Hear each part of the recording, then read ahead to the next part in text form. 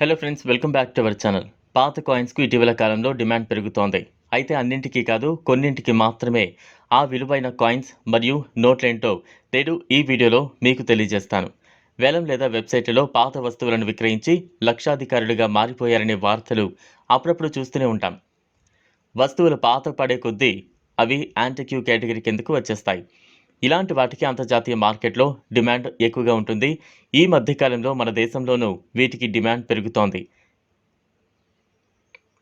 ఈ మధ్యన ఈ-కామర్స్ వెబ్సైట్లలో కూడా అందుబాటులో ఉంటోంది.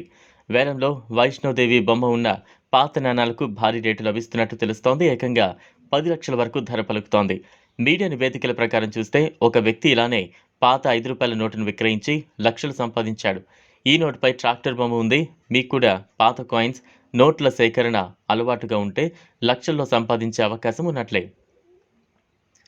మీ వద్ద కూడా వైష్ణోదేవి బొమ్మతో కూడిన ₹10 నాణెం ఉంటే, ఇంకా ఇందిరాగాంధీ బొమ్మ ఉన్న కాయిన్స్ ద్వారా కూడా ఎంతో డబ్బు సంపాదించొచ్చు.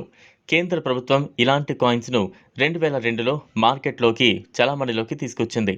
ఎందుకని ఇలాంటి పాత కాయిన్స్ డిమాండ్ ఉందో ఒకసారి తెలుసుకుందాం. వైష్ణోదేవి అమ్మవారి ముద్ర ఉన్న కాయిన్స్ కలిగి ఉంటే మంచి జరుగుతుందని, కష్టాలు దూరం అవుతాయని భావించడం ఇందుకు ప్రధాన కారణం. అందుకే చాలామంది ఇలాంటి కాయిన్స్ను తీసుకోవాలని భావిస్తారు. వీటి కోసం లక్షలు కూడా ఖర్చు పెడుతూ ఉంటారు. ఇలాంటి కాయిన్స్ మాత్రమే కాకుండా 786 సిరీస్ నోట్లకు కూడా డిమాండ్ ఎక్కువగానే ఉన్నట్టు తెలుస్తోంది. అందువల్ల మీ వద్ద కూడా పాత నాణాలు, నోట్లు ఉంటే ఆన్లైన్లో అందుబాటులో ఉన్న ఈ-కామర్స్ సైట్లలో ఉంచడం ద్వారా మంచి రాబడి పొందొచ్చు. చూసారు కదా, ఇది ఇవాల్టి వీడియో.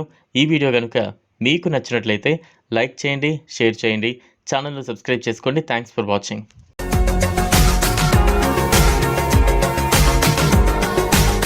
మరిన్ని అప్డేట్స్ కోసం మా ఛానల్ని సబ్స్క్రైబ్ చేయండి.